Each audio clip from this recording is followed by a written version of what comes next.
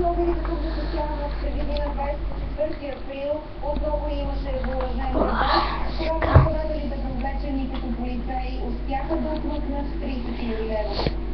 Телевизия няма запомнят ексклюзивните кадри от градежа в столицата. Другите теми днес отложиха разгръзката по конфликта между държавата и Америка. Комисията за енергийно и водно регулиране